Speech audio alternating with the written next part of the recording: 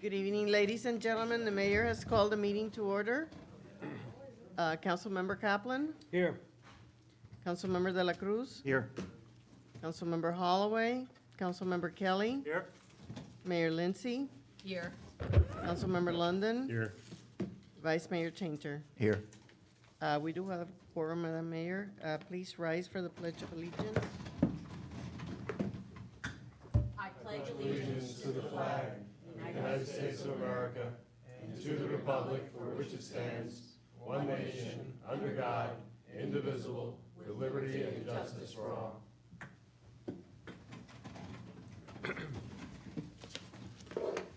First item on the agenda, Madam Mayor, is brief comments by council. Sure. Actually, if we should have done this while we were standing, a brief moment of silence for the horrible tragedies that happened this weekend in Paris. Terrorism is unacceptable, and we feel for all the victims and their families and for anyone who is now experiencing fear.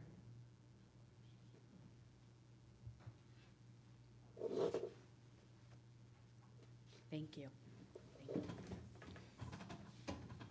Brief comments by council. Yes, I actually have a couple of comments. Comment number one is a thank you to Chief Press, to Chief Lang, to Melissa White from the Foundation for the incredible event, an incredibly informative and needed event that they held last night. It was a workshop for drug education for this community. I want to thank the 115 participants that went. People are concerned, our residents are listening, and our residents want to address this issue as efficiently and as effectively as possible. So thank you. We will continue on, and thank you all for the tremendous work you did last night. Thank you. Second, I have a report on the Marine Stadium litigation. We went in front of the Miami-Dade Commission this morning. There was a quasi-judicial hearing on permit class 1 and a variance so that the basin portion of the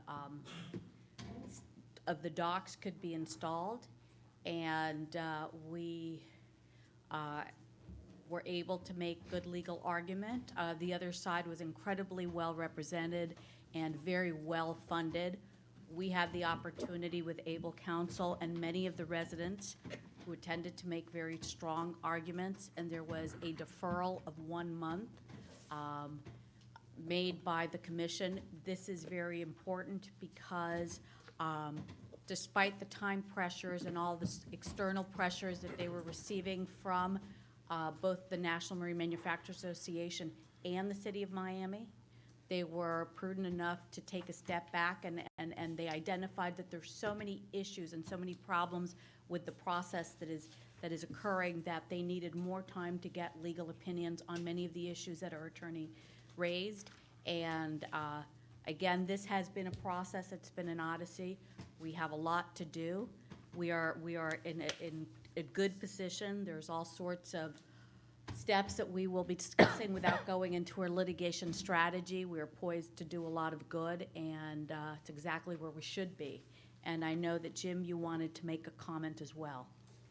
Yes, I want to publicly thank Commissioner Xavier Suarez. He was the commissioner who made the motion to defer and stuck with it. And eventually the entire commission voted to defer. And without his help, and he of course represents us, I don't think that would have happened. And he got it deferred until December 15th. Both the city attorney and his staff have got to come back and answer a number of questions. And what happens after at the 15th, who knows? But at least he was kind enough to do that. He said he would, and he did. Good. Thank you, Jim. And last, happy Thanksgiving, everyone. Yeah. Happy Thanksgiving. It's this Thursday, and we have a lot to be thankful for. And we recognize and we're thankful for this community. We're thankful for everyone that is here today and that works here. And While I couldn't be there today, I just want to say thank you, Madam Mayor, for representing us to Mr. Shubin for what I've read was an excellent defense, and all of the Key Biscayne residents who took the time out of their day to show up and make their opinions heard. I think it's great because not only was the specific issue of the environmental permit raised, but it allowed us to present an opportunity where all of our various legal arguments were aired, which sows doubt in the commission's mind, and also brings forth the weight of public opinion. And at the end of the day, that's as important as all of these legal arguments, and I think it was only a battle, but it was a great victory today, and great work by everybody involved. Thank you. Now, this has been reset for December 15th, and I urge everyone watching, I also urge everyone on this council to please attend. I think it's very helpful. Myra, you also might want to make mention of the December 3rd meeting we have here. And yes, thank you, Jim. We will be on break until December 1st, so it's a great opportunity to mention and give a little notice to our residents and to everyone who is interested on the environmental impacts that the permitting and that the temporary marina would have on the basin and on the surrounding environment. The U.S. Army Corps of Engineers reached out to us. They could not, for time and resource reasons, do a public hearing, but they have asked to do a public meeting, which is very similar to a public hearing, doesn't have all the court reporting and some other of the legal requisites of a public hearing, but you can make the same arguments, and you can make a record. And they will be here hearing this. It will be on the premises at 2 p.m. Oh, December 2nd, excuse me. And it is at what time? Well, December 2nd, December 2nd at 6:30 p.m. here in the council chamber. Here in the council chambers. I'm not very good at reading sign language, I apologize. No. So we've given a couple different dates. It's December 2nd at 6:30 p.m. Which is a Wednesday. Which is a Wednesday. And we invite everyone who has a concern. It is important to voice your concern now, or you're sleeping on your rights. I suspect that the boat show people will be at that meeting because I think they now realize that it's a battle going on, and the Army Corps of Engineers has not issued a permit. They've only issued an intent, and they're a long way from actually physically getting the permit. And I think that this hearing, that's the first public meeting we've had, is very important, and I think they will be here to try to impress the Army Corps of Engineers. We're going to have to do the same. Yes. It's nice to have a home court advantage. Absolutely. Any more comments? Good. Next item is agenda, approval, deferrals, additions, deletions, substitutions, withdrawals. The manager has one item, Madam Mayor. Mayor, if I may be allowed to make a very brief but important status report on the implementation of a new live streaming process that I would like to move forward with as quickly as possible. We saw the quality of the event this morning at the Dade County Commission meeting, so I'm ready to make a recommendation. I've already directed staff to make some final preliminary discussions and a costing for it, but I think this is going to be, it'll be quick, but it'll be productive. It will be item 8D1. Madam Mayor, also Councilmember London. Yes. I'd like to add to the agenda recommendation to privatize the financial department of the village. Discussion or recommendation? I guess recommendation, which would go together with the discussion. I mean, do we have anything to, it's just an open discussion. Like, I don't have anything in front of me, right? No. Oh, okay. No. Okay. Yes, Mr. Tainter. Yes, I'd like to add to the agenda under my name, the Presbyterian Church waterfront property.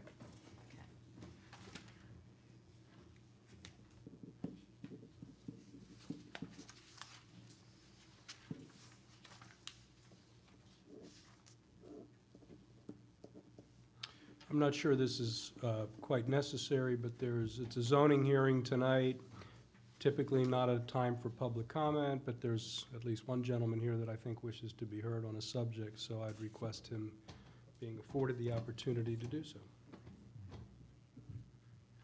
What's the subject? I don't know. Oh, okay. Frank, are we in a new mode here? No. This is several weeks old. Thank you for noticing, though.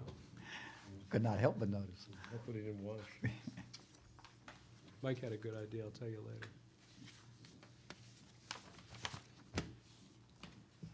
Do we have the person signed up who needed to sign up? And this Yes. is not, This is my fault. Mr. Brito and I have been working together for almost a year on something that's going to be brought up as a discussion item and a presentation this evening. So I invited him here this evening to watch what is being presented. And I'm not sure, but I think he may have some additional suggestions. I'm not sure yet, but this is because I've asked him to be here. okay. This is not usually our process. We're glad to have you, Mr. Brito, but it's, for these type of meetings, it's not usually our process. Would you like to address us now, or is he going to be part of the presentation? It's up to you. Let's do public comments now, please. Please come to the podium and You want to approve the additions, so we can get that done? changes? Yes. So, all those in favor of the agenda changes? Aye. Opposed? Motion carries. No, Who said no? me.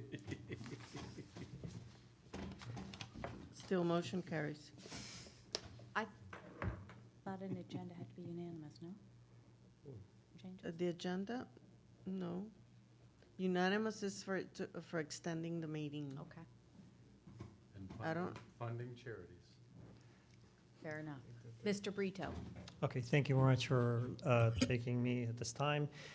Basically, I know you're well on the way to considering a public transportation system for our key. I'll be brief and concise, but important issues that you take in consideration, and my personal interest in pursuing back from 2 years ago and continuing to pursue an opportunity to provide a service for the key. About 2 years ago, I started down the process at the suggestion of council members and village administration to provide a golf cart service on the key. But that was met with many, many obstacles, a lot of hurdles that I thought were very difficult to succumb. And I know that you can have a presentation today about that, and I would definitely entertain being a contractor for that. But I want to just raise some things that may not have been heard at the side meetings that you have had at for the subject. The first thing is there are some regulatory issues with the golf carts, and I don't know if the Dade County authority that controls taxis and so forth has issued specific golf cart services that right now, at one point, they were totally under the radar in Miami Beach and in Wynwood and so forth, but there is kind of this gray area of regulation, so you might want to think about that because they do control what happens on our public roads, and they control taxi service, and if it's for service for fees and so forth, that was an issue. The other issue that came up, we do have a golf cart regulation in the key that does not allow advertising. So the free service in exchange for tips was going to be an issue with the regulatory, and the advertising was going to be a problem because we don't let realtors advertise, so now you're going to have these people running around. You're going to have a service that's going to allow advertising, and at the same time, you don't let other people advertise on their golf carts. There's liability issues associated with the golf carts, and there's also the limitations of a golf cart on-demand service because, in my personal opinion, the people that need the most amount of transportation here are youth, and if we could provide a public transportation system, a trolley system that would allow youth to get on, I think that would avoid a lot of the problems we have at the community center at all the activities that are happening there on a daily basis. The other sector that needs a transportation that causes a lot of transportation issues here on the key is employees of Winn-Dixie and other similar locations that frankly can't even afford car transportation. They figure out a way of getting here, and the last Metro Dade bus that leaves here is at 10:30, so they have to figure out a way of getting here, and having a car here and occupying more space and more, as well as contractors and their employees. So I went through this whole process with the Dade County transportation, Metro Dade transportation system, and was met with a lot of pushback because it was going to be a private run-based trolley system. And when I proffered to them to take people to and from the metro station early in the morning, to and from the metro station early at night, to get the employees on and off the island to mitigate the incoming traffic coming in and coming out, to take the kids to and from Mast Academy, to the playing fields and their families to and from, they were very averse because they felt a threat to their revenue base. However, if we do it as a community and it is a community underwritten trolley system, I think you might want to, I think that we could probably push Miami-Dade County Transportation to walk away, to take a step back from that. They just did not want us using City of Miami roads because of the City of Miami Transportation. So the idea was to go in and out of the Baptist Hospital location at the entrance of the quay, drop people off there, and the City of Miami trolley could pick people up and take them anywhere they wanted, including, I have many suggestions including taking citizens of Key Biscayne all the way to the Arch Centers on evenings and so forth. Now, it's a lot to cover, but one of the things that I think fundamentally we have as a problem of the Key also is the issue of the transportation on Harbor. I think the homeowners on Harbor would just as soon live without a bus going up and down the road, 12 times a day. So I proffered to them, and they actually thought, and they were actually intrigued by the idea of dropping their bus service onto Harbor and only having Crandon if we could circulate people in and out. And I had a map. I have a whole map proposal for you guys if you guys would be interested in seeing it. A circulatory route, a loop route going in and out of the Key, through the homes and in and out of the condos. There's a whole issue with them with the condos, whether they want a trolley going through their properties, Key Colony and so forth, but that would be a condominium association circulatory route that would have the association could vote yay or nay, whether they, for example, Key Colony, if they vote yay, then their people don't have to come all the way through in front. They're more likely to use it. If they vote nay because they don't want issues of security, then obviously they have to come to the front. Okay, that's the gist of the whole situation with the trolley system. I have an overall budget of cost. I know you guys are going to talk about a golf cart service here.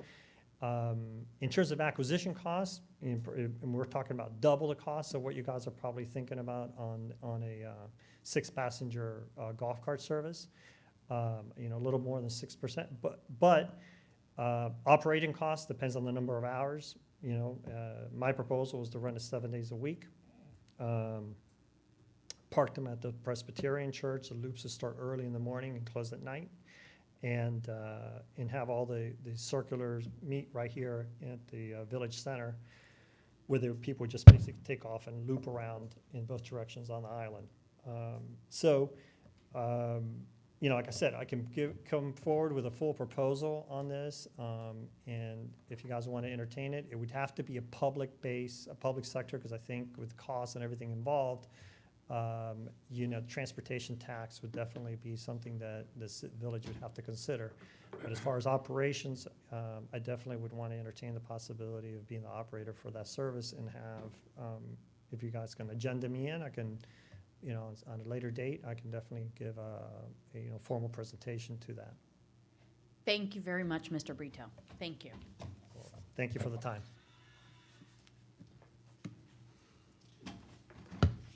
Next item, Madam Mayor, is reports and recommendations. Mayor and council members, discussion on policy and procedure regarding CIP and other items, projects being worked on by council members. Council Member de la Cruz. Thank you, Conchita. So first I want to thank you all for having supported my attendance at the Good Government Initiative seminars. It was something incredibly rewarding.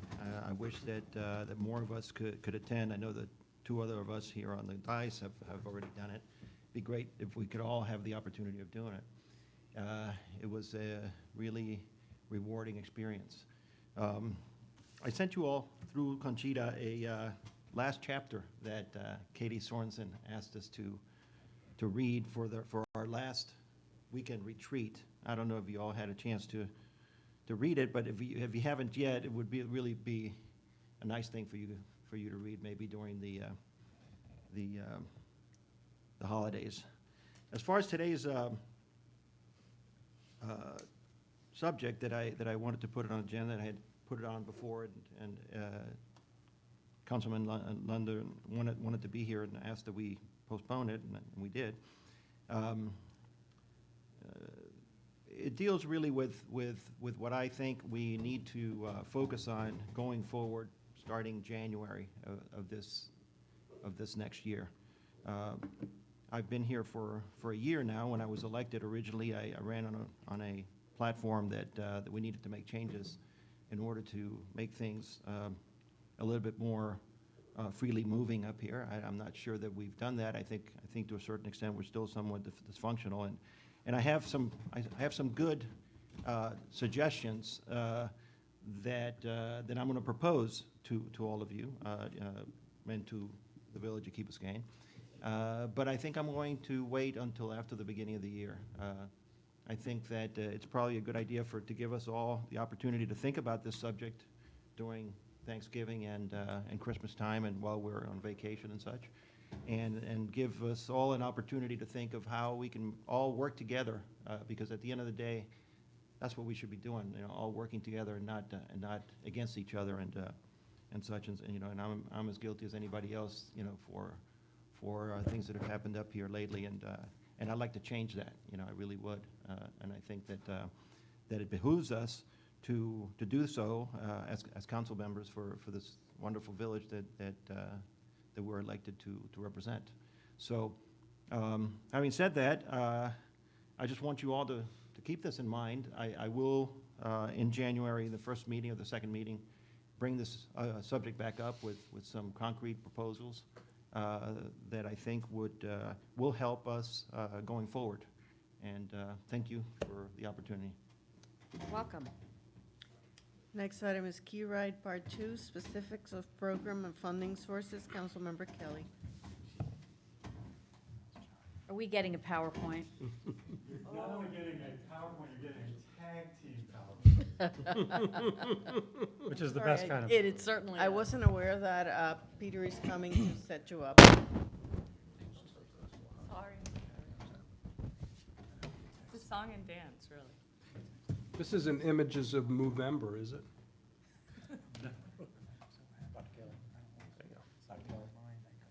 Sure, absolutely.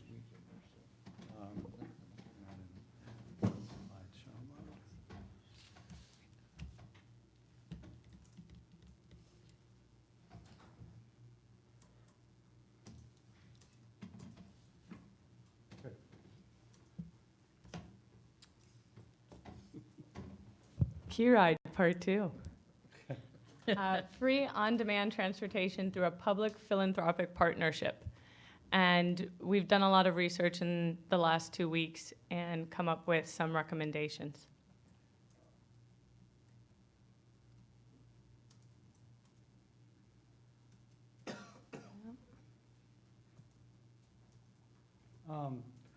So some of this we went through before, but, as Melissa and I sat down and tried to, have a meeting of the minds and get the best practices, what we thought would work in the community, a lot of the reasons we've already discussed. We want to reduce traffic, we want to reduce parking lot congestion, there's environmental benefits, we increase community engagement, and we increase awareness of local projects and initiative by people coming together and creating an email system that everybody will want to be a part of.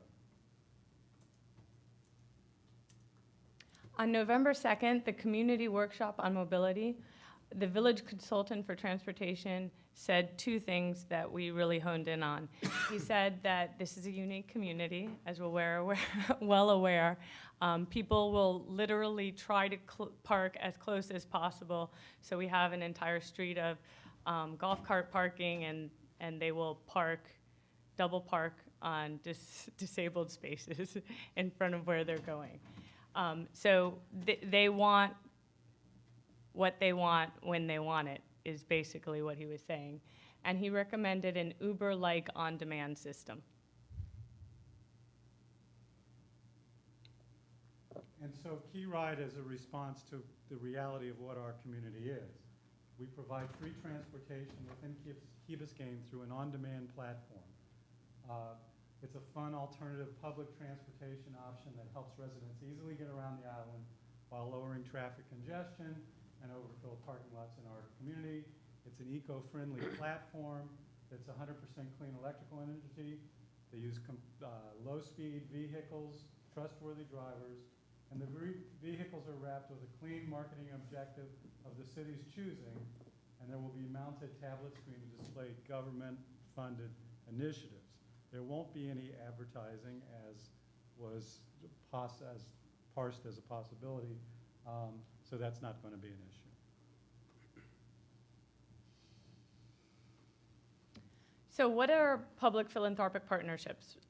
You entered into one of them in September with the foundation on a number of initiatives, one of them being Citizen Scientists, another being Village Engagement Academy. So we're proposing this as a public philanthropic partnership because it allows a number of things. It allows us to convene philanthropy and government to identify common interests.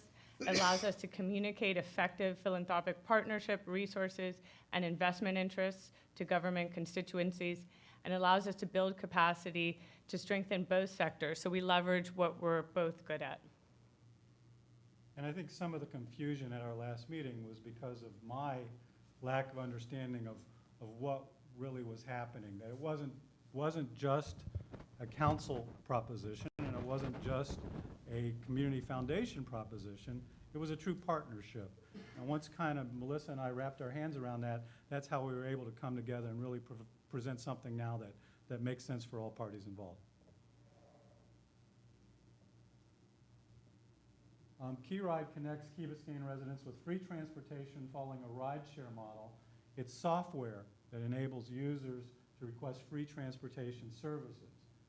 It's a custom algorithm. Anybody who's done Uber is familiar with how this works. But it's more than that because it can pair people on similar routes. If your house is at, Harbor and Fernwood, and there's somebody, and you're going to the community center, and somebody at the same time is saying, I want to go to the community center, or I want to go to Winn-Dixie, they can stop on the way. And so you're filling up this, you're reducing the number of cars, and you're actually allowing people to come together. And because it's real time, you're going to be picked up faster, and you're going to be able to get to your destination faster. We're using all-electric vehicles, and these types of vehicles are more productive than a traditional one-at-a-time pickup model, so it allows us to put more people into a single vehicle. On-demand mobile application, which is what Dr. Kelly just spoke about, allows residents and visitors to request rides from anywhere on Key Biscayne. It's extremely user-friendly. You download the app just like you do with Uber. You tap, set your pickup location. It's an integrated map that will show the route and the expected ETA. And once dropped off, you'll have the option to rate the experience. So we'll be able to survey and know whether or not it's working for the residents. And one of the biggest pluses I find when I use Uber is it's very satisfying to me to be able to see where that car is. The biggest problem when you take a taxi to the airport, you don't know if the guy's coming. Half the time they're late. When you can see that guy and you can see it and it tells you how far away they are, how long it's going to take them to get you there, you become zen-like. You're not worried anymore, and it makes the process much more pleasurable. Now, we're still taking the seniors into account because the idea is that they will be using this a lot. So we polled a number of the active seniors, and this is where we moved away from the circular route. A lot of them that use walkers, use canes, had hip or knee surgeries, were concerned that if the route wasn't going into their complex, like Ocean Club or the towers, they wouldn't be able to get to the lobby to the street. That was one of the things we took into consideration. The other was, okay, a lot of the seniors won't be using technology because it's just not what they use now. So there will be a dedicated phone line system where you can call or text and be able to know when you're going to be picked up. Also, the technology component won't come online for a couple months.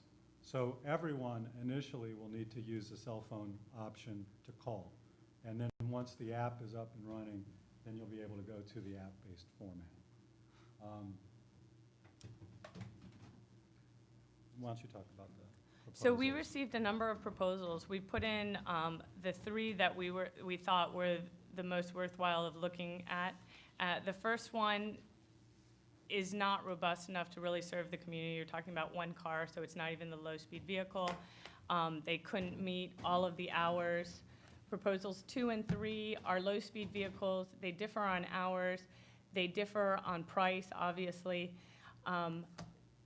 Company in Proposal 3 was willing for the relationship and to be part of the pilot program to take a discount on the cost to be able to provide a robust service, and they gave us different hours for weekend, which we think will be really important. We think Friday and Saturday will be different operating times than a Monday and a Tuesday. And also from a safety standpoint, you take people who went out to dinner and maybe had too much to drink, or at the yacht club, they're gonna be able to get home on Friday or Saturday night. So then we researched the town of Miami Lakes, which this was the one thing in our presentation 2 weeks ago that was a concern for us. The town of Miami Lakes had went to reimburse funds from the OCITT, the Transportation Trust, and they did not correctly do it, meaning that they were reimbursing for a circular, which is supposed to be a fixed scheduled route, and the audit found that they were really running an on-demand system.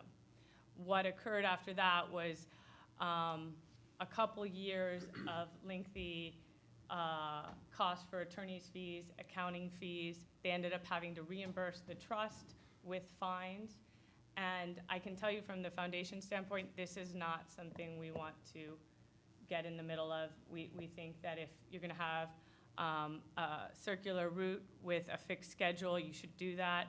And if you're going to have an on-demand system, you should do that, but you shouldn't get into the hybrid, because the circulation and the transportation tax are highly regulated.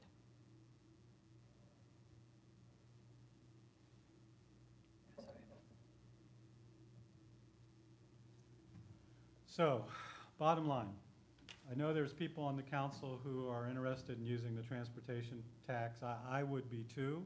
I am too. But what our research has shown is that, to reiterate what Melissa said, that the only way you can really use the transportation tax is if you have a fixed, scheduled route. It's our belief that that won't be successful on this island. And it's also our belief that one of the things that you could try and do would be, say, take two golf carts and use them for on-demand and use the other as a fixed route to try and capture some of that money. But it's our belief that the on-demand is going to overwhelm that system, and you're going to end up within a month or two diverting your fixed route golf cart to on-demand, and you will be completely on-demand within a couple months.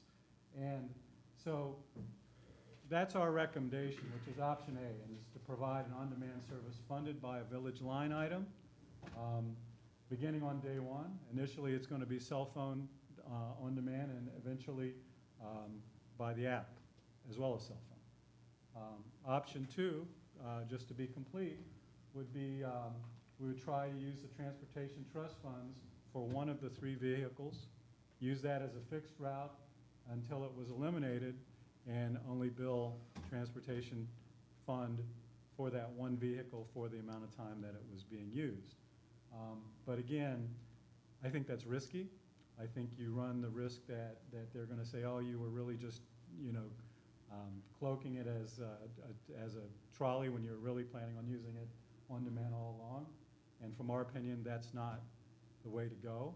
But we thought that the fair way would be to present the council with both options and then let the council decide. I love the idea, and I think it is needed.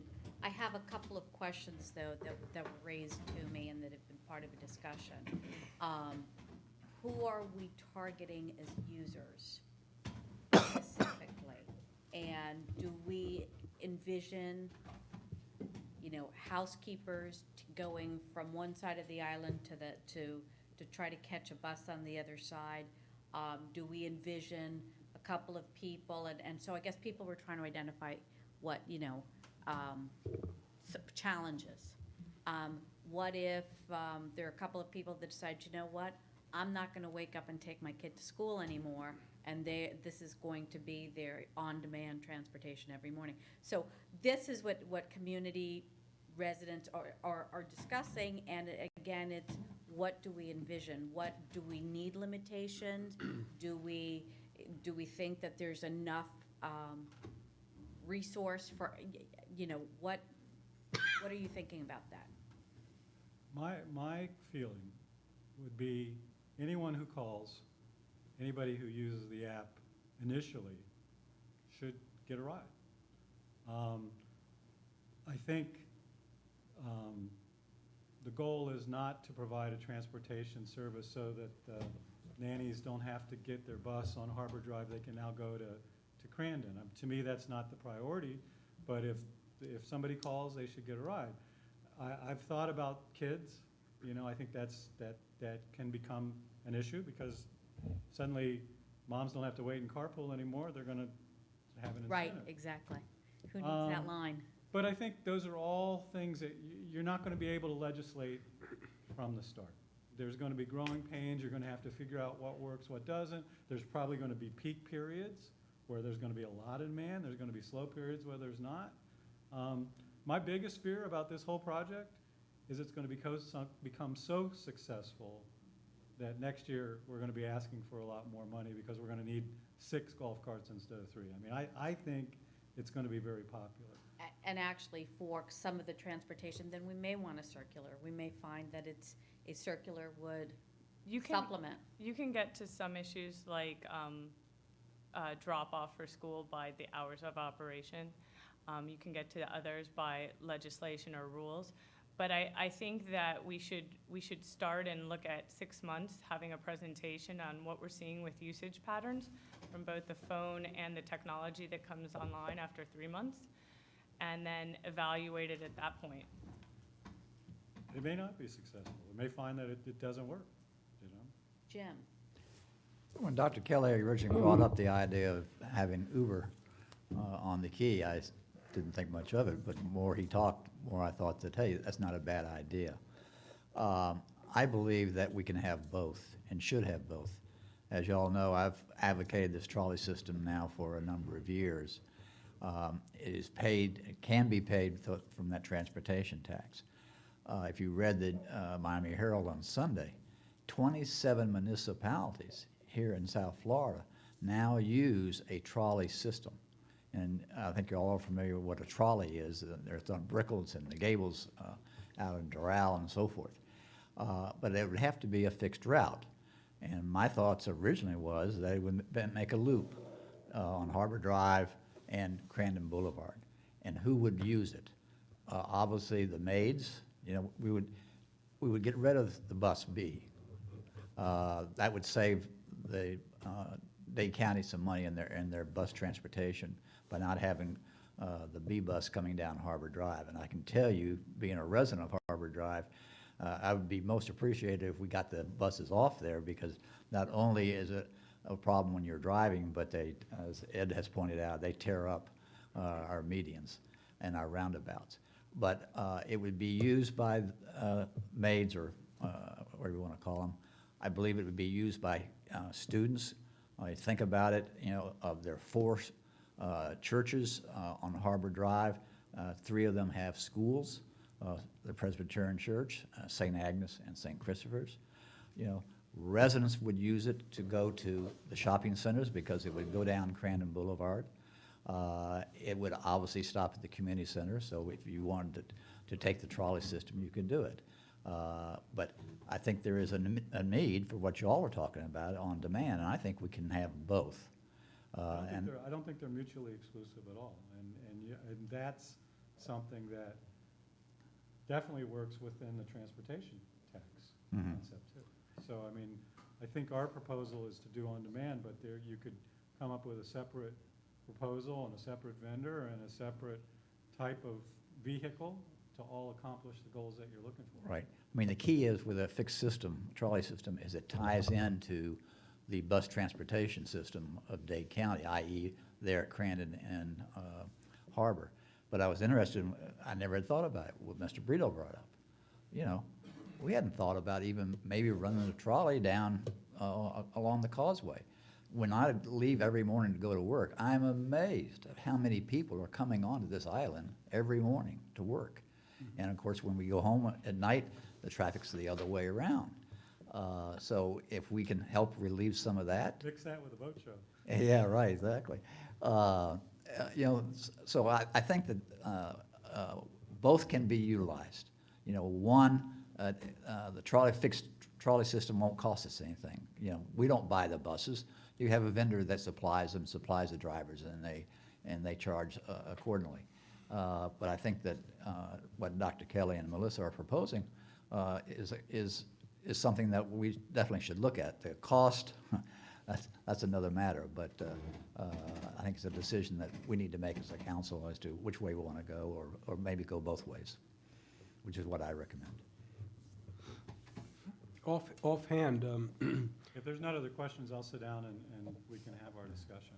Please sit down. Should I sit down as well? Thank you. Thank you very much.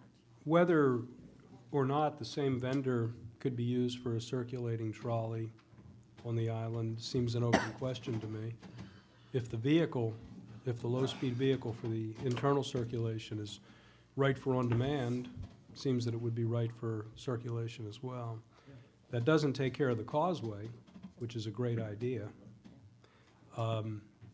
So I don't know whether, you know, that's the same as they're using on Brickell or in Coral Gables, those little antique trolleys, and you meet it at certain way stations along the way, or what? But I just raised that point.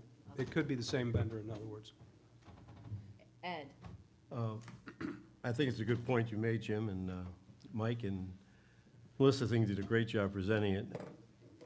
And to possibly test to see if your thing makes sense, Jim, you could get your 3 electric golf carts, and then we have a bus which sits 99% of the time idle, doing nothing, so we could put a driver in that bus and start running a circuit to see if it works. And if it works, then we can change the vehicle, but we could start with the bus that sits there all the time, going around that roundabout loop, see if it works, see if people use it, and then, of course, if it does, the only thing we'd have to do then is hire a driver, since we already have the equipment.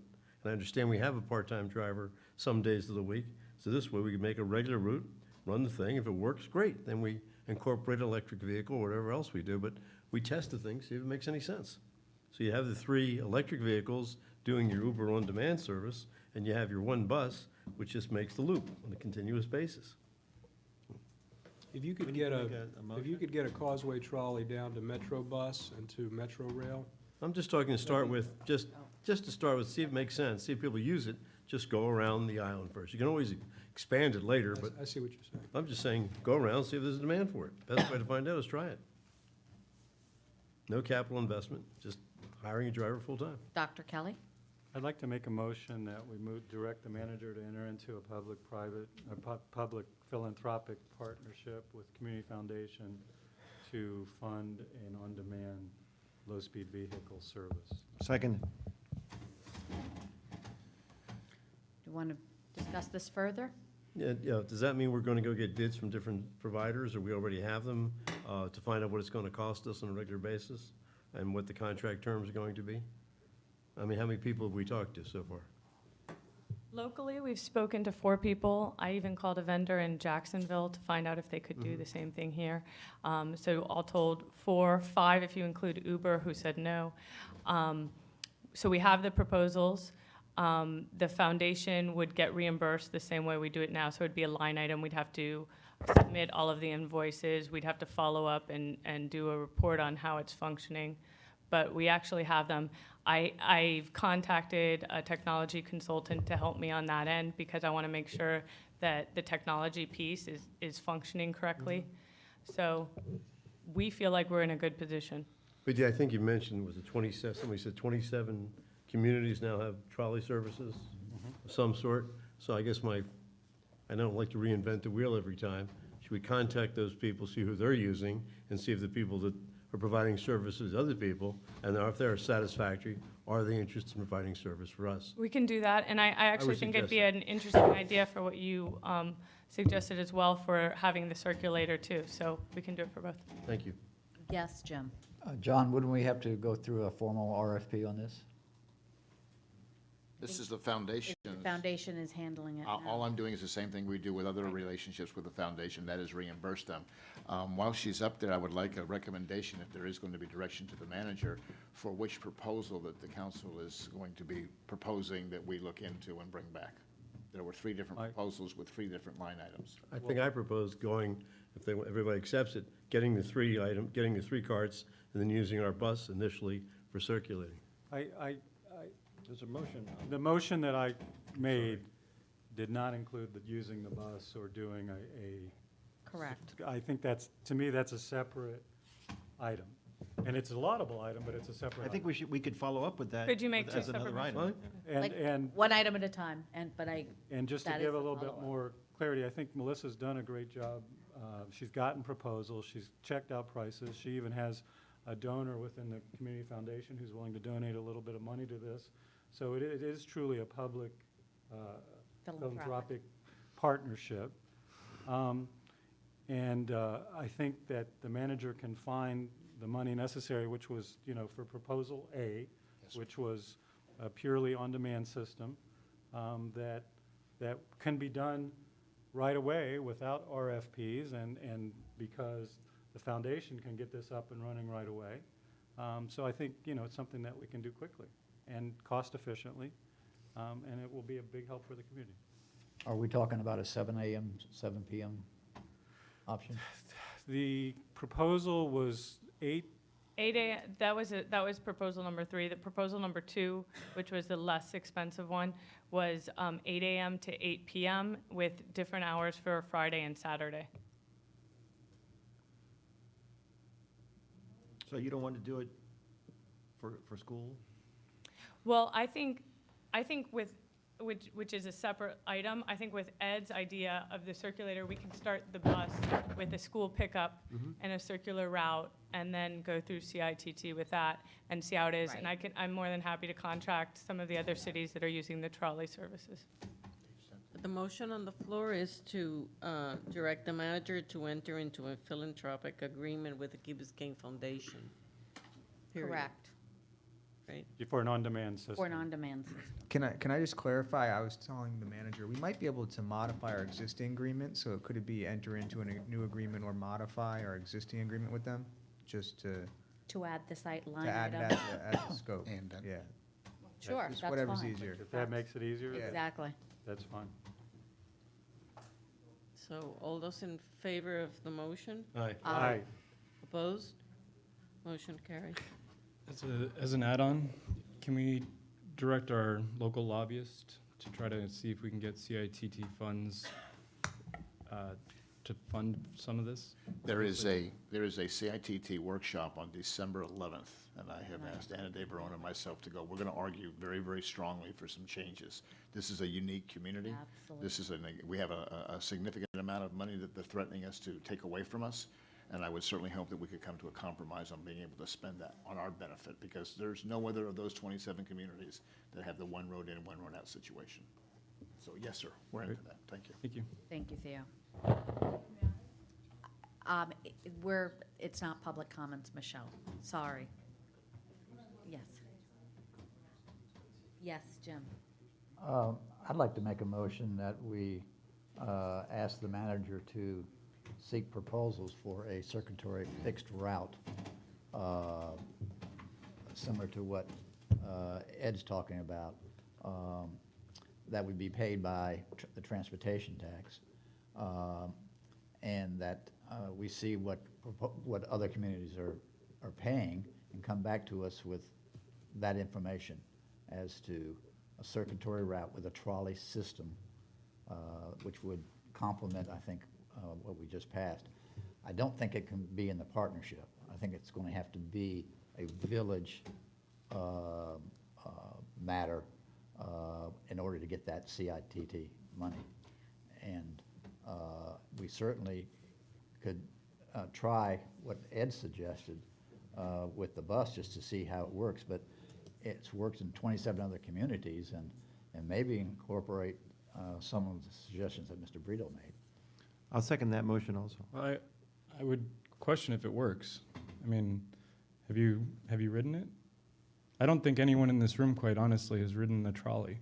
So I you have? I ride it all the time. Oh, great. In the Gables. In the Gables you ride it? All the time. Fantastic. I've ridden the Then I Gables. stand Brickell. corrected. Oh, I mean, I've just, Whenever I go to lunch.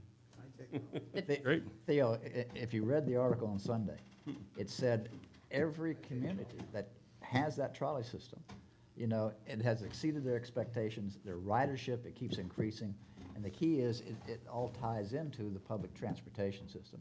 So like I say, if we're going to do a fixed route, circulatory route, and we use those CIT money, that we're going to have to work it so that it also involves the bus system from Dade County, so we're all working together. Ed's suggestion was, why don't we use our village bus to see if the residents, Would use it? will use it accordingly. And as I said, I think, I use the word maids, the students and residents who want to go shopping or to the community center. I think that will work. I think what Dr. Kelly and the foundation is coming up, hopefully that will work. But we've got to solve our transportation problem within this village, and whatever suggestions we come. I love the idea of golf carts on the Uber system, but I think a trolley system is a true trolley system. I mean, it's not a golf cart. And the benefit of the trolley, it seems to me, this is the point that I was trying to get at earlier. I really don't see the need for a superfluous circulating system if this works, and I think this will work, intra-island. But to get linked up to Yeah. Metro Rail or the bus system downtown, by getting through the causeway, getting our residents outgoing and people coming into the island to go to work incoming on a trolley might help. Ed. Frank, you won't know if it's superfluous or not superfluous until you try it. And since there'll be minimum aggravation, expense, and disruption to try it, I suggest we try it. You might be right, but it costs very little to try it. But is Find your out. idea to get to, the toll booth and beyond? No, my idea is not to go to the 'Cause toll. that's I'm what not I trying to wanted to compete with the B-bus. That doesn't, to me, probably just makes no economic sense and probably doesn't serve any great thing. We're not going to go as fast as the bus. We're not going to be as often as the bus. So probably it's not going to make a lot of sense. But I'm willing to try anything. But to start with, I'm talking about just within the circulator, as I think you mentioned, go down Crandon, go to the community center, go down Harbor, a regular route on a regular basis, which would be attractive to a number of different people who use things on a regular basis. Maybe. And you know what, it might, Frank, I didn't say it's going to work. No, I say maybe, but. Okay, wait. Are you done? I was done when I started. It's getting to the toll booth that I'm interested in. I was afraid Frank was going to agree with me. But Frank, I have to tell you, Ed raises a good point. From my friends who've gone from taking buses to their bus routes being limited or eliminated because of the trolley system, it takes them much longer. It's a slower moving vehicle, Yes. and it's got more stops, and it makes their commute that much harder. So we really do need to analyze what the impacts are. In theory, it sounds good, but I think in practice, it might be really not so great. We should find out to the best of our ability. The experience of ridership on the B-bus is poor. In the communities that have the trolley, it seems, as you were pointing out, and as the article pointed out, the ridership is better in part because it's just a better aesthetic. You can jump on, jump off. It's like a San Francisco-style trolley. You can jump on, jump off. It's very nice, or it's nicer. I don't know, but too few people ride the B-bus. A lot of people ride the B-bus. A lot of people ride the B-bus. A lot of people do, too few do, in my view. Too few.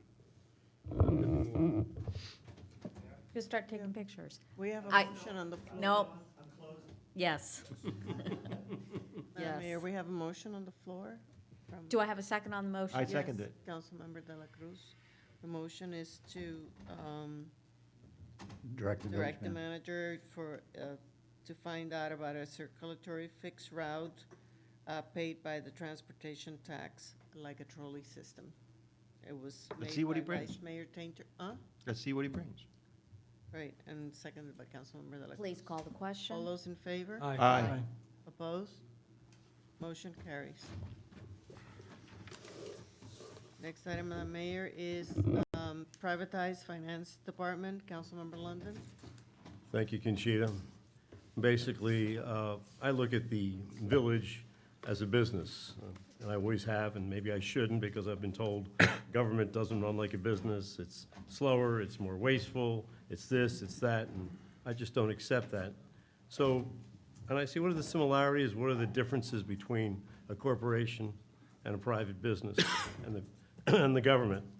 And I look at first thing I look at goals, missions, and I think private business has goals, missions, what they're trying to do, it's profit. We try to serve the citizenry of the village. We try to do what we think they want, and we try to do it efficiently. And private business, basically, they have revenue. They got to sell their product to people, and if people don't buy it, they're out of business. We have the ability to tax. Whether they like it or not, they got to pay the tax. Hopefully, we're doing what they want, but if they don't want it, they still got to pay the tax. So really, we get to a question of what's the board's role, and what do we do? And basically, we're like a board of directors, the council is. And so our idea is to make sure the goals and the things that we believe that the village wants, needs, should be carried out. And how do we do that? We basically appoint or hire a manager, which we have, and the manager then carries out the goals and hires the people and gets things done. And then he reports back to us, and we say, good job, or not good job, or whatever, and that's how we basically go. And as you know, I've constantly tried to have a monthly review, like most companies do have, but I've been stopped every time, almost, and I'm not giving up on that. But then the other thing is that between the monthly reviews, what's the management thing? What happens in private business?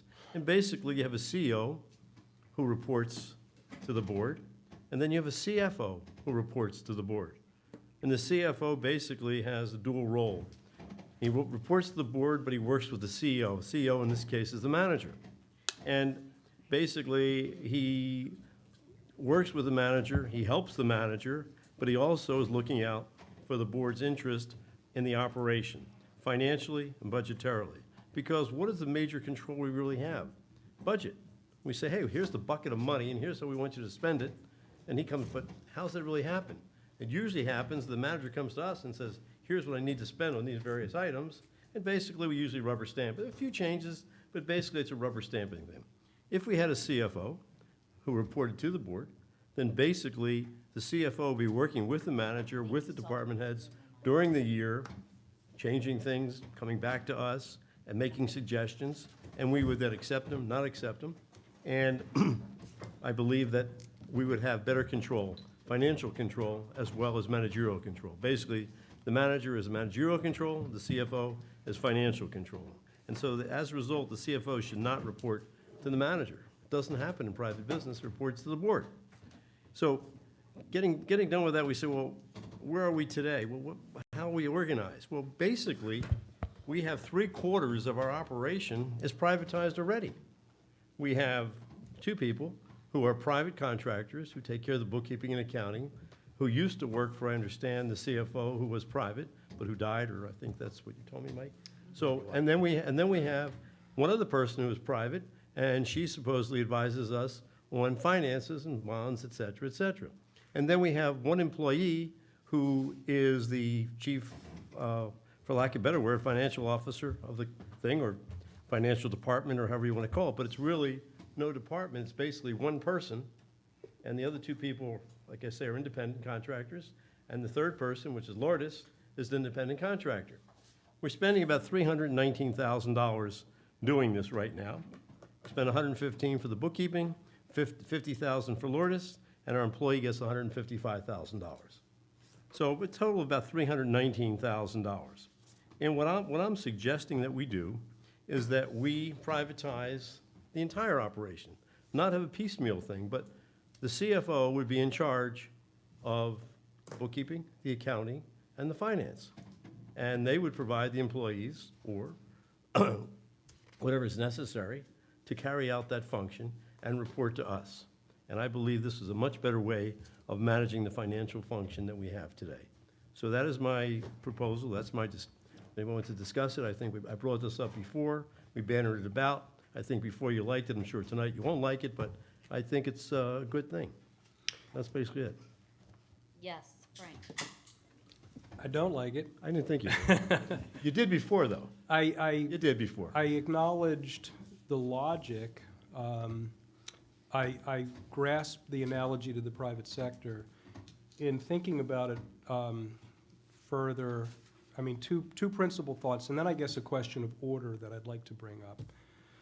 The first is the notion of having the chief financial officer answer to the council, as does the clerk, as does the attorney, as does the manager, introduces, I fear, a degree of politicization in that function that I think worries me.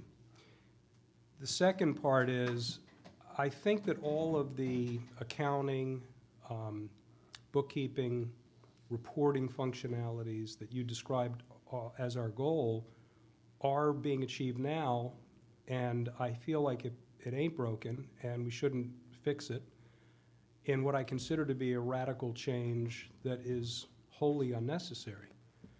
Apart from the concern about a politicized relationship at a, as we've seen like in Opa-locka lately, at a very core function that just simply has to work with integrity and independence, or things go real wrong in a hurry.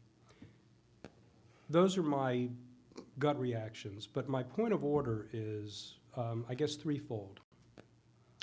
The first is charter-based. This all falls under the manager's purview. We are admonished and enjoined not to interfere with the supervision or the administration of the departments. The manager is responsible for that solely.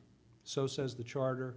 We have the right, we have the responsibility, and we have the opportunity under the charter to discourse with the manager on any concerns. I think the sense of the charter is that we are supposed to do that privately. We're supposed to do that individually vis-a-vis the manager. And so I question the appropriateness of bringing this up in this way on the dais as a public discussion, number one. Number two, it occurred to me when we discussed this months ago, all of the departments are created by ordinance. The finance department is created by ordinance. To change that, it seems to me, requires an ordinance. Third, and related, there is a procedure in, I think it's Article 2 or Section 2 of our code, where the departments are created that enables the council to periodically revisit whether the departments are functioning as intended. And so I don't quibble with the discussion point, but I think if this is going to come forward for discussion and action, it's under that ambit that we're supposed to do that. And I think, although I don't know that we've ever done it, I think that occurs in June or thereabouts in connection with the next year's budgeting. So those are my two gut reactions to the substance and 3 points of order to the process. Myra? Yes, Ed. Well, obviously, you're 100% right regarding the charter. So before I came and made this proposal, I contacted our learned counsel, Mr. Steve. And I asked Steve, what do we do, how do we do? And believe it or not, this is the recommendation from Steve Huffman. This is not from me. He said, we can do this. We don't need a charter change. We don't need anything else to do it. It's very simple. He said, and this is what I propose. So to answer your question, he proposed that. Obviously, you're an attorney. You might know better, but this is what he proposed. So you can discuss that with him and argue that point. Number two, so that takes care of your first and second one. The third one, I'd rather not discuss here when you talk about functioning properly. I don't want to cast aspersion on anybody on how things are working, but I think we all have seen, especially recently, how the financial controls are not working, okay? So that's why, and again, I don't want to discuss it here in open meeting. I don't. Want me to, I will, but I don't want to. I don't want to either. I don't think it needs a charter change. The first point that I raised was whether it's appropriate to do this in this way at all because of the charter. I think it requires an ordinance change, probably. And so the way to deal with this would fall under that section. I think it's 2.1 something. I can bring that up. I'm just saying, this was brought by Steve to me. I didn't propose this. I'm not an attorney. I'm not well-versed like you are in all these details. Mhm.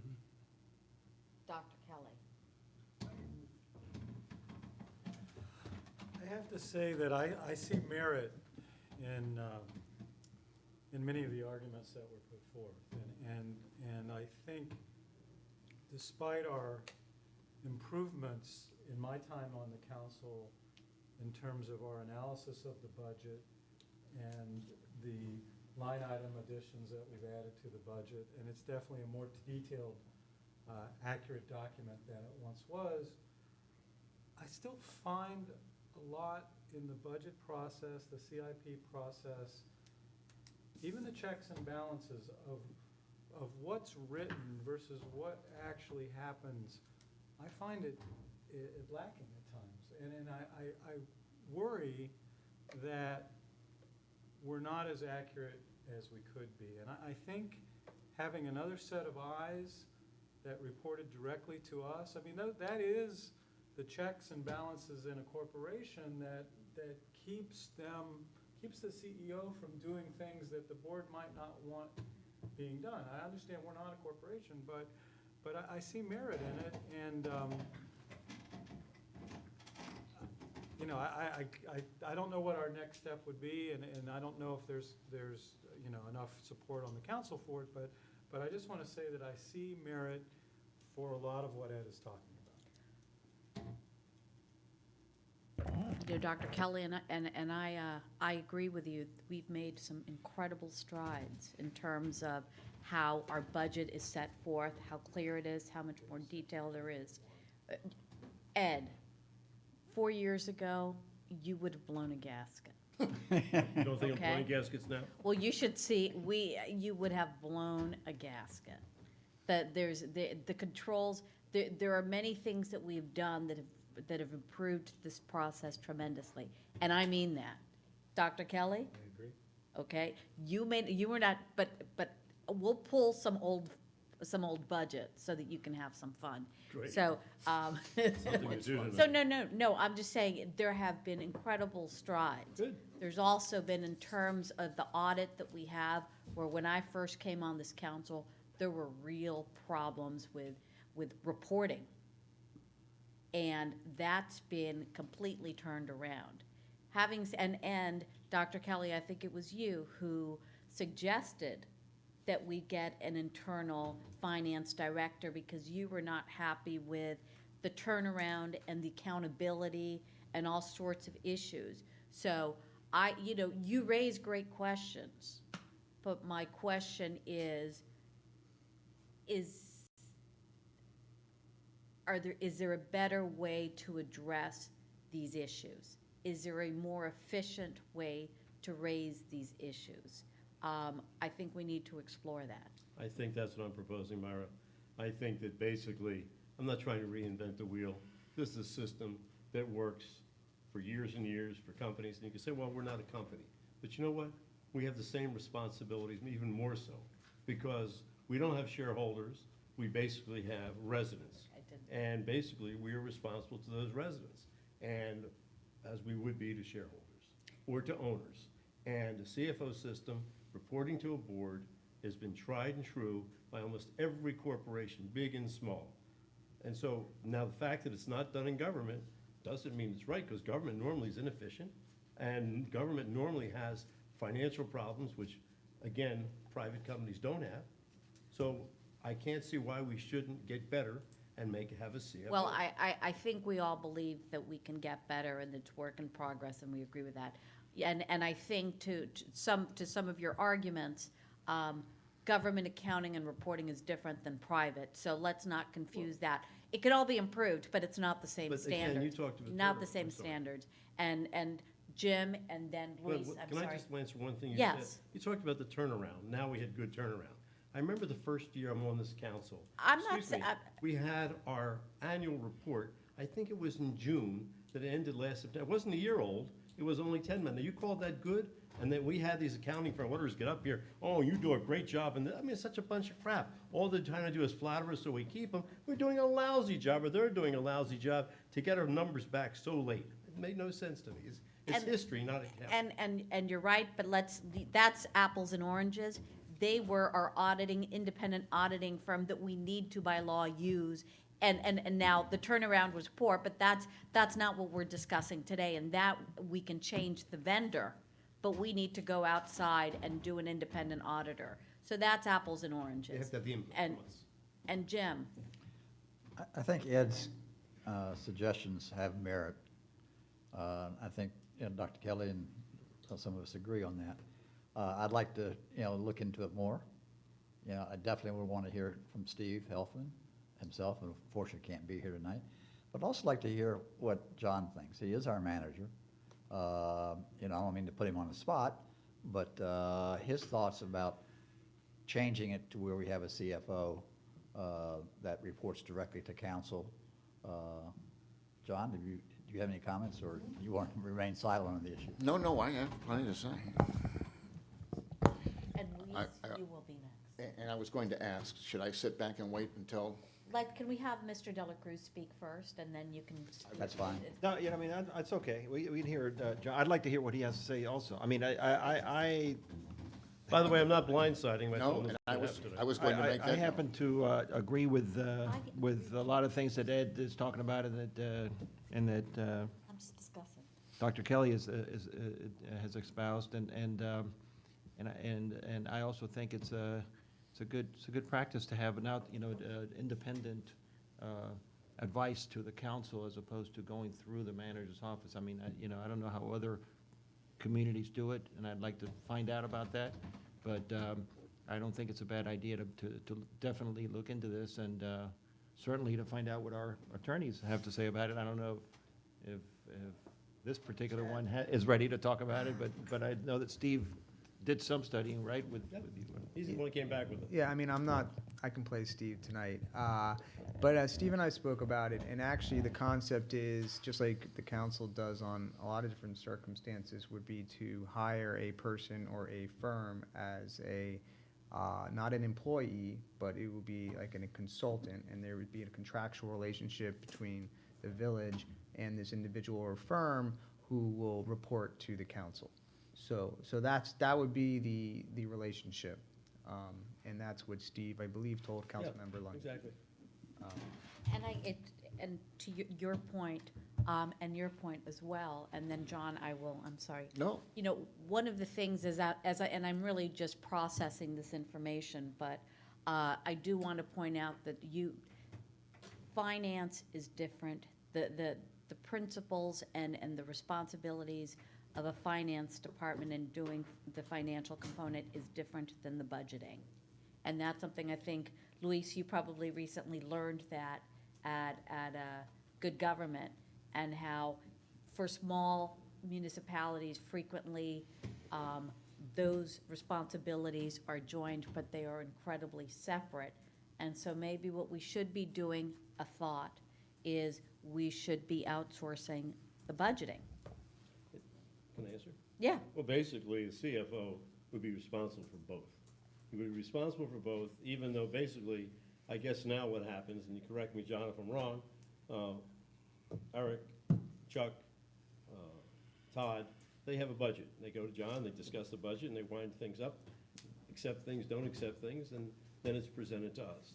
The only difference that I'm suggesting would be the same process, but there's one other person involved, which is the CFO in that process, to make sure, or to be another set of suggestions, eyes, what have you, that we have the proper budgeting, that we have the proper amounts, that we have the proper expenditures, that it makes sense. It's another way of looking at things and hopefully making them more efficient. That's all. So it would just be the same person who would do that. John. First of all, as Councilmember London stated, this is not a surprise. He has been in my office. He has been very forthright with me. He has explained his concerns, he's explained his thoughts, and he's explained his proposals. So, Ed, thank you. He's been straightforward about it. If you'll allow me about 30 seconds, I'd like to go to where I became involved in this. But I believe that somewhere during the financial year of 2009-10, the finance directors from the village of Pinecrest and the city of Aventura determined, along with a committee that I believe at the time made up of Councilmember Kelly and possibly Chip Iglesias, I don't know how far back this goes. But either way, there was a minimum staffing requirement based on their evaluation of the village's workload and similar communities to be a minimum of 3.5 people. We had at the time 2, and it was a decision made by this council to approve an in-house finance director. That took place, that search began somewhere in January of 2010.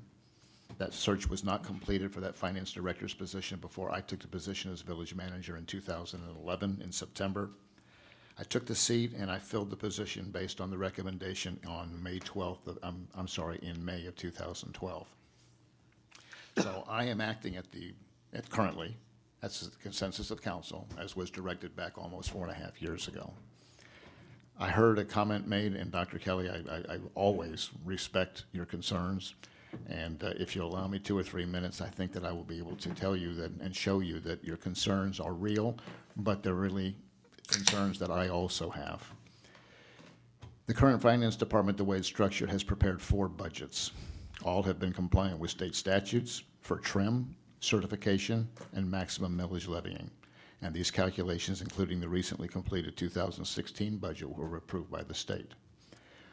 This finance department under this structure has had 4 audits and 4 CAFR preparations. There have been no findings of anything other than clean reports. Now, I know that that wasn't the case prior to the discussions moving forward, but under this administration and with this structure, we have had 4 CAFR reports with no findings. All CAFR reports have received the Government's Finance Officers Association Award for the last 4 years, and actually we've been doing it since incorporation. In May of 2014, Standard & Poor's rating agency rated the village credit rating and raised it from AA to AAA. Among the reasons cited for the upgrade were the following: very strong financial practices under the financial management assessment methodology, indicating practices are, in their opinion, strong and well embedded and likely sustainable. Very strong budgetary flexibility with reserves of 58% of operating expenditures in 2013. Very strong liquidity with total government available cash and cash equivalents of 65% of total expenditures.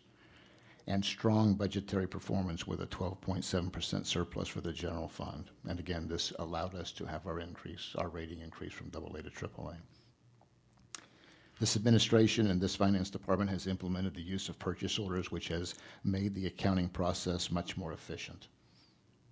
The investment committee was established and it determined that in the current market, the village should continue to invest the money market accounts and CDs, as has been done prior to establishing the committee. Centralization of the human resources and payroll records into one database in order to eliminate errors and duplication have been implemented. And I must point out that as we're talking, the Finance and Administrative Services Department includes human resources. In response to Councilmember London's concern about the CAFRs and when we got them, he's absolutely correct. I mean, I've been here from the beginning. The CAFRs usually came in late May, early June. It wasn't something that we did. It was a past practice. Certainly when the concern was voiced and it was well-founded, it was the decision to get the auditing company to work quicker and get the report to you sooner. And I think that we have done that. I think that in the last 3 years, and I know going forward, the goal is by March and in your hands by April 1st. I present this in making you hopefully feel that we're not doing things wrong. There is oversight in many, many of our areas. I came to you a year ago, just a little over a year ago, and said that I was comfortable with the team that I have. You awarded me the position of village manager based on that, and I'm here to tell you that I work at the consensus of the council, but I strongly support what's in place. I strongly support why we are here, and I strongly support the work that we do. Can I answer, Mark? Yes, you can answer it. I was not saying that you're doing a bad job. No. I was saying we can do a better job. I was saying we're going to give you another set of eyes that's going to make your job better, you'll be more efficient, will be more efficient, and the village will benefit, the residents will benefit, and it's great for all of us. Mr. Holloway? I have a few things that I'd asked for that, data has been a big point of mine, and I don't want to disparage anyone either. However, when it comes to innovation, obviously making information more transparent, more accessible, in that list, are there things that, by having a director of finance, we've been able to push the envelope on? I mean, I know personally that prior to having a director of finance, we were incorrectly accounting for vacation hours and time. I noticed in the budget that got changed because we didn't have a pool for that. So that's an example of something that, I think is sort of standard practice, but helps in the sense of more accurately. But in what you described, we do have these checks and balances, but I just don't see a lot of innovation. I think, to answer that, the most foremost innovation I can speak to is long before, I won't say long before, but before this present administration and this present financial department set up, you had no idea of what my budget numbers were other than the final number. There was an implementation by the finance director upon being hired that we had worksheets. There were codes that were state statute mandated. Same across the board for everybody. We never used them. We have submitted those to you in the past. They're not necessarily used frequently enough. They are certainly there in your budget books in June and in December. But those were innovations that were brought forth because we hadn't been doing anything like that before. And you would ask a department director a question, and he would be answering the number. He wouldn't be answering the breakout. So I'm very happy, and I think we've gone a long way in that. Thank you. Yes, Frank?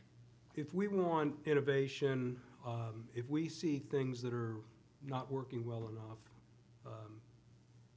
it's really more punting the question to him. If he sees the need for innovation, he sees things that aren't working well enough, we ought to fix them. But and we'll have this discussion. Clearly, there's an interest in doing so. I have no idea why we think there's better accountability, better support for him, better information for us by changing the structure.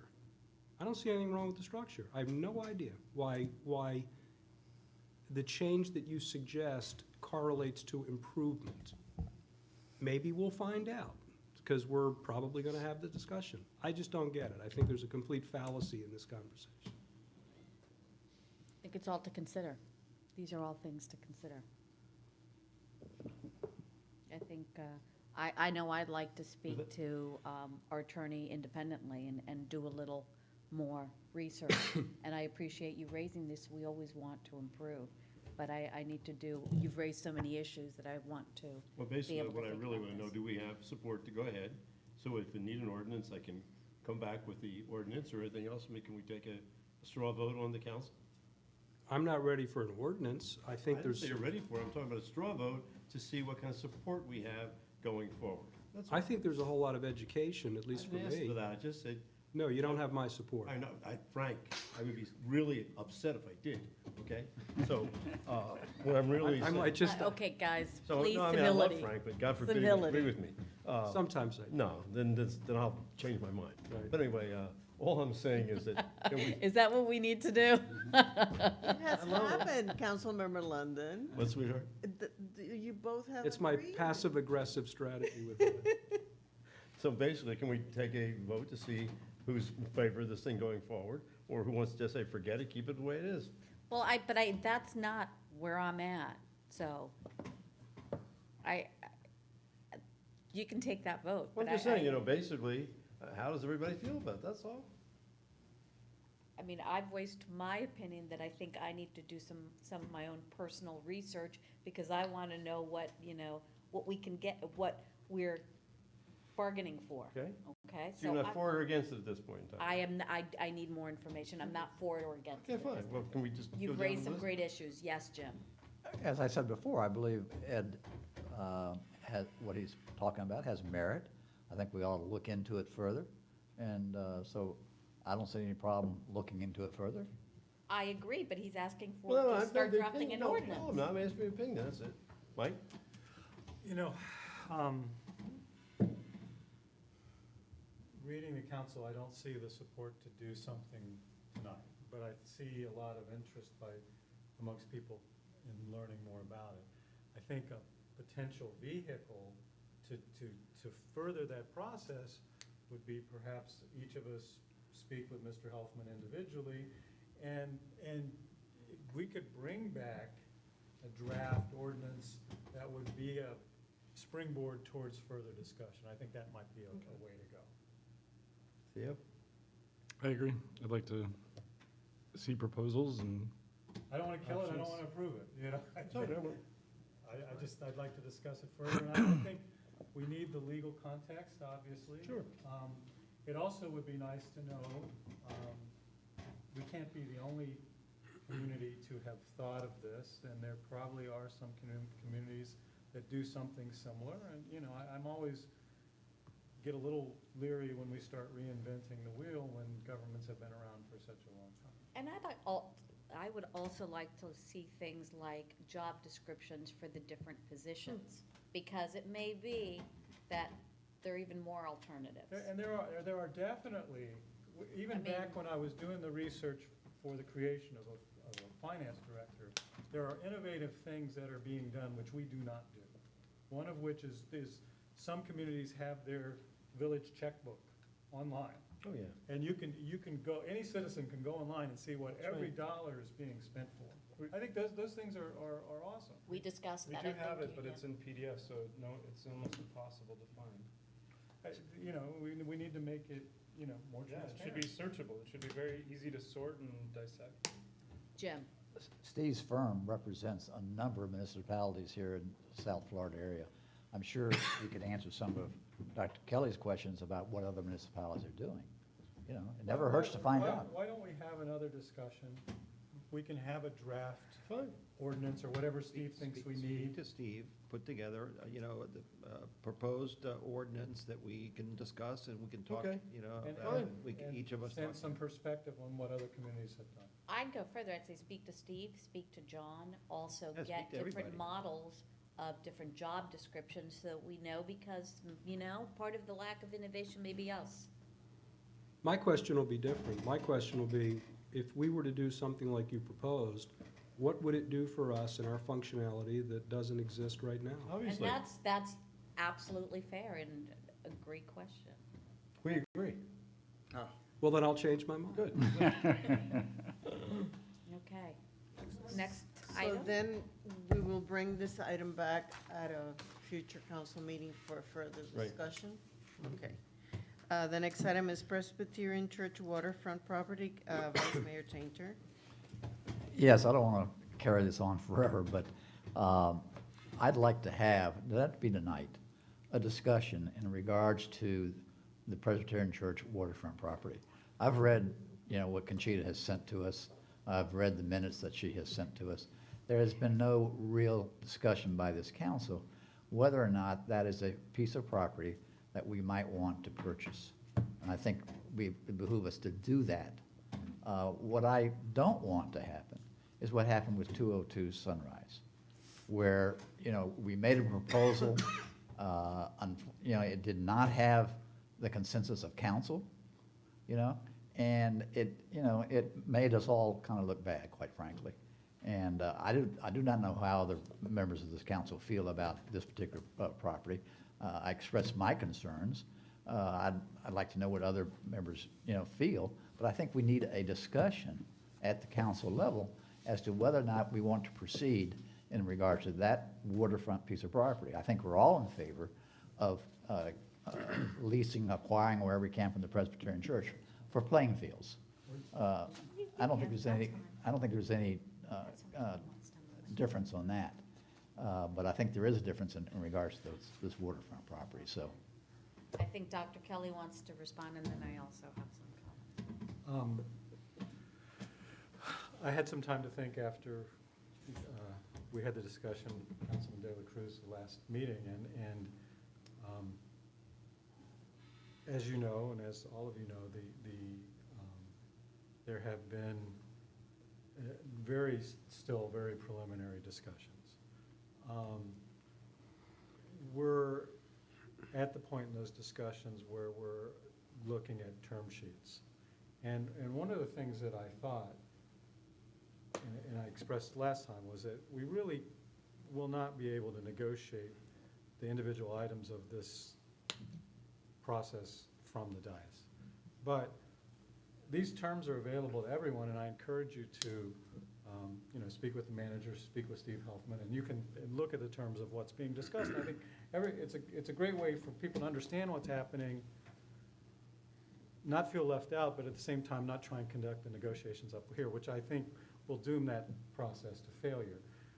But just so there's an understanding, and I don't think we're going to be offending anyone, to just so you understand the context. When we initially went to the Presbyterian Church and said, we want to reopen the idea of using the parking lots for playing fields, they said to us, well, we also have this problem with our waterfront property. And my proposal to them was, let's work on the parking lots first, part A, and then we'll go on, because I think there's a lot of virtue to that waterfront property. I think it's the best bayfront opportunity that we will ever have, compared with buying the houses that are next to the yacht club or other things. And I actually like the property. I think it's got a nice view. But I saw the need to get playing fields. I said, that's going to be difficult. Let's do playing fields first, and then let's talk about that. They don't want to do that. They want to link the two things together. So in an effort to move things along, it's fine. Let's link the two things together. That's where we stand right now. It may well turn out that we can only do the parking lot and not do the bayfront, because it's definitely more complicated, and that's what Steve was alluding to before. As a park, it's complicated. As fixing the property, it's complicated. It's expensive. So we don't know. But the bottom line, there was never an effort to try and hide things from anyone on this council. It's really just trying to facilitate negotiations, and all those terms are available to people, and the manager would be happy to show you kind of where we are right now, if that makes sense. And having said that also, I mean, this was a goal that was identified in the 2020 vision, and is something that, since I've been on council, has been,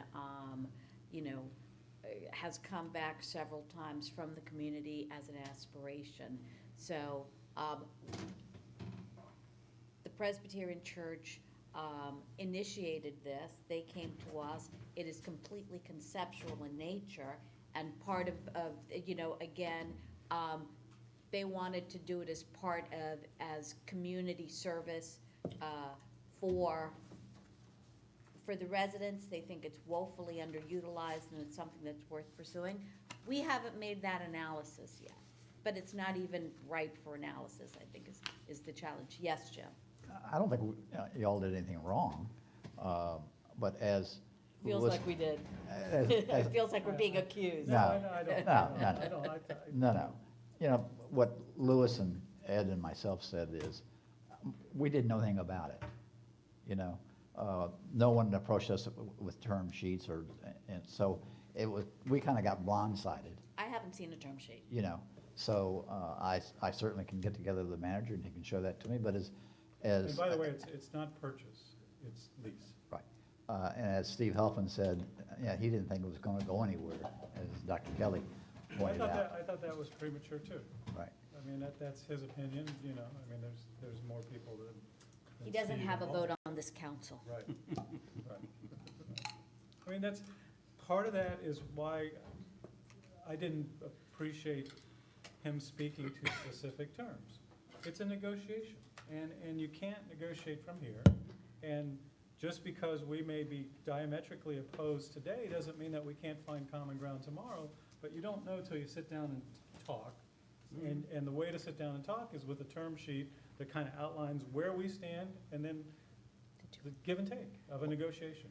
I thought the manager, this Yeah. didn't come from the Land Acquisition Committee. No. I don't believe. Absolutely not. In No. fact, I was there as the liaison, and they wanted to get involved, and I said, no, Gentlemen, this is not something. Dr. Dela Cruz, I just, Been a long time since somebody called me doctor. Congratulations. Mr. Dela Cruz would well, all like the to Cubans speak, and do he's that. got the floor. Very briefly. Doctor. This will be the subject of some of my suggestions come New Year.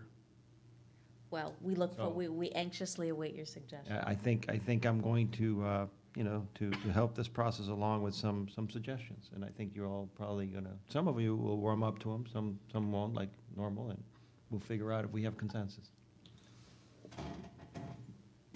Well, that certainly chilled the conversation. Next item?